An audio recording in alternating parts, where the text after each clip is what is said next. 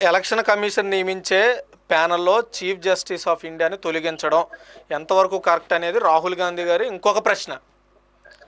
So దీని మీద సుబ్బారెడ్డి గారు ఏమంటారు సార్? మీరు ఏమంటారు చెప్పండి సార్. ఇవన్నీ వాళ్ళకు పని లేదు, అధికారం లేదు, ఏదో ఒకటి చెప్పాలా, ఏదో ఒకటి చెప్పాలా. రాజ్యాంగ బద్ధం ప్రకారమే భారతీయ జనతా పార్టీ పనిచేసుకోతుంది తప్ప రాహుల్ గాంధీ గారు ఇప్పుడు పార్లమెంట్ ఏదో ఒకటి మాట్లాడాలా.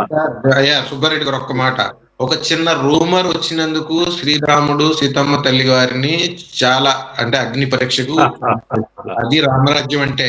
అంతేగాని మీ మీద సార్, మీ మీద మీకు వేరేది కాదు, మీ మీద ఎంత అలిగేషన్ చేసిన తర్వాత కూడా కళ్ళు మూసుకుని పిల్లి పాలు తాగుతున్నట్టు మీరు చేస్తూ మా మీద ఎదురు దాడి అయితే చేస్తున్నా చేయండి సార్, మేము పడతాం. కాకపోతే ఇది ధర్మం కాదు, ఇది అధర్మం. ప్రజలకి మేము ఎడ్యుకేట్ చేయవసరం లేదు సార్. ఏదైనా ఒక సమస్య ఉంటే ప్రజలని మాస్ ఎడ్యుకేట్ చేసుకోవటం, దానికి మేము చాలా ఇబ్బందులు పడుతూ వచ్చాం. కానీ ఈ సమస్య ఏదైతే ఉందో ఎలక్షన్ కమిషన్ ప్రవర్తిస్తున్నటువంటి తీరు వల్లే ప్రజలందరూ ఎడ్యుకేట్ అయ్యారు. ప్రజలకు మేము వేరుగా చెప్పాల్సిన అవసరం లేదు.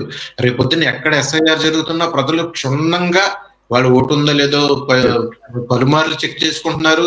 ఫేక్ ఓటర్లు ఉంటే వాళ్ళే వెంటనే ఇమీడియట్ గా చేస్తున్నారు. ఎందుకంటే ఒక డోర్ నెంబర్ లో 200 ఓటర్లు, ఒక డోర్ నెంబర్ లో 500 ఓటర్లు, ఇది ఎక్కడి నుంచి వచ్చింది సార్? ఇది అంటే అధికారం ఉన్నప్పుడు ప్రశ్న మీరే చెప్తారు, సమాధానం మీరే చెప్తున్నారు. పెద్దగా దీని గురించి చెప్పాల్సిన అవసరం లేదు. మీరు చెప్పండి సార్, మరి ఏం చేద్దాం? ప్రశ్న మీరే వేస్తున్నారు, జవాబు కూడా మీరే. ఒక ఇంట్లో 500 ఓట్లు అంటున్నారు. అటువంటివన్నీ తీసేయాలంటే ఒక చట్టం నిర్ణయించినాం. ఆ చట్ట ప్రకారంగా జల్లెడ పడుతున్నారు సార్. ఇంకా ఏదైనా మీలి ఉంటే మీరు కూడా సహకరించండి, తప్పే ఉంది. ఎక్కడైనా కానీ ఇప్పుడు 500 ఓట్లు ఒక ఇంట్లో ఉన్నాయన్నప్పుడు రండి, కాంగ్రెస్ కార్యకర్తలు ఉంటారు కదా, వాళ్ళు వచ్చేసి పోరాటం సల్పండి, తప్పే ఉంది. దొంగ ఓటు ఉండకూడదు. మా సార్ వినాలి, మీరు సార్ వినాలి సార్. దొంగ ఓటు ఎవరు వేసినా తప్పే. ఓట్ చోరీ అనేది కాంగ్రెస్ పార్టీ చేసిన తప్పే, బీజేపీ పార్టీ చేసిన తప్పే.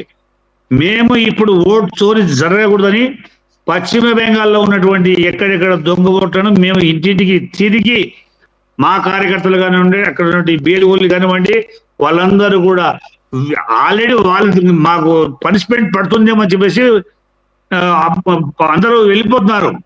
బంగ్లాదేశ్ వాళ్ళందరూ కూడా దేశం వదిలిపెట్టి వెళ్తున్నారు. మీరు చెప్పింది కరెక్ట్. ఓట్ చోరీ ఎక్కడ ఏ ప్రభుత్వం చేసినా దాన్ని సహించకూడదు. దానికి సహకరించండి, మేము కూడా మీతో పాటు ఉంటాం.